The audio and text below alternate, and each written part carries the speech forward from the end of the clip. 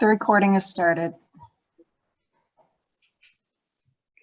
Okay, so we'll call the meeting to order. It's a single item agenda. Amendment to the planning strategy to allow for residential uses of 5 to 10 dwelling units per structure within the central commercial zone.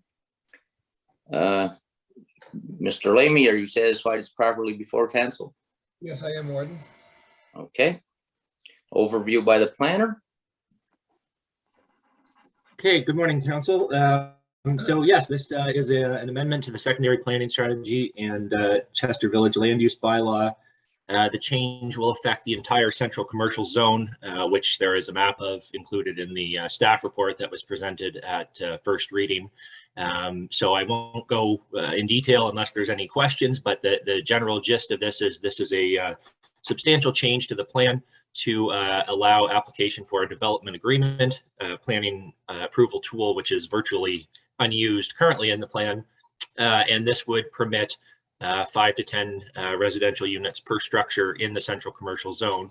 That zone is currently limited to 4 residential units per structure, which reflects sort of most of the core village level of density. So it's quite an increase in density and bringing back an old planning tool that was done away with in the current plan.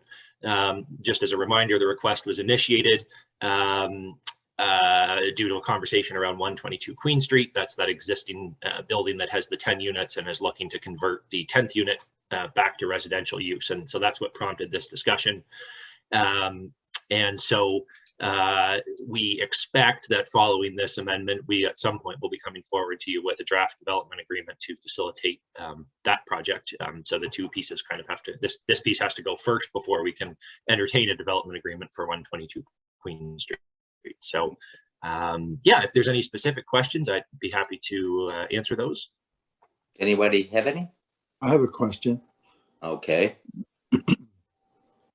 Again, I've read the background material, and there was a suggestion at one point, which I think was rejected by the planners, and just want you to comment if I'm correct, that a suggestion that maybe this one particular property could have its own zoning area as opposed to making it general, and that was rejected. You want to just explain why? So that was rejected by, or well, I shouldn't say rejected. That decision was made by council. So we brought 4 options back to council as to how that unit at 122 Queen Street could be converted.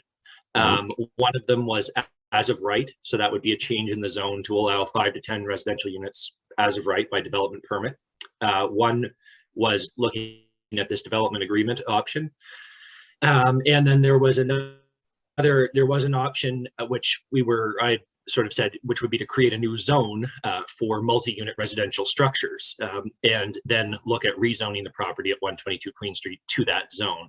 And then that zone would be available for other properties to apply for rezoning if they chose. So I think that might be what you're referring to there, Councillor Wells. So that decision was made at council to proceed with the development agreement, not by staff.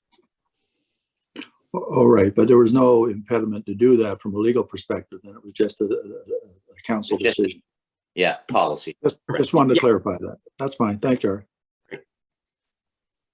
Okay, anyone else any questions before I move on to the presentation from the developer? Is Jane representing the developer? Do you have any? You're on mute. Sorry. Hi, good morning, everyone. Morning. Are you asking if I have questions? Well, no, questions or comments on behalf of. I suppose I'd like to know what's happened since the last, I guess it was the public information meeting or the meeting with the village commission. No, okay. Yeah, I'm good then. Okay. Okay, comments from the public. We don't really have that ability at the moment, unless Jane, you're the only public person that's in on this.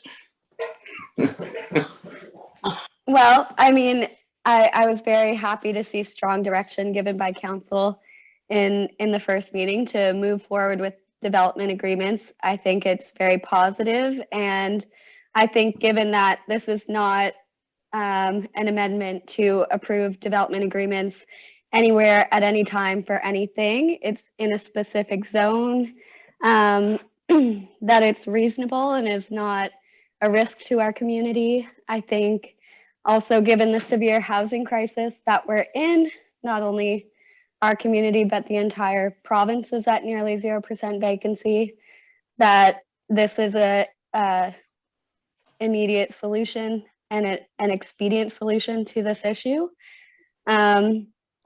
So I think it's a very positive move by our elected officials, and it was great to see a unanimous vote by every single member of our council to support this.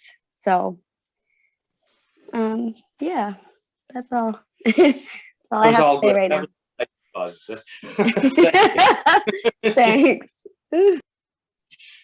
Okay, so if there are no others, closing remarks would be that, as we've already discussed, because we're having some technical difficulties with streaming this live, we'll post it a little later, allow the public a week to comment on the hearing, and then make a final decision next Thursday. Can I ask So, one question? Sorry, it's hard to get used Yeah. to this.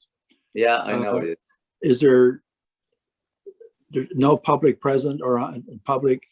Someone said there was someone in the waiting room, I assume of Zoom. Was That was it. that was Jane, was it? Okay, okay. That's it. Just wanted to clarify. Sorry, thank you. Okay, so a motion to adjourn is in order. So moved. Moved and seconded. Discussion, all those in favor? Opposed? Motion's carried.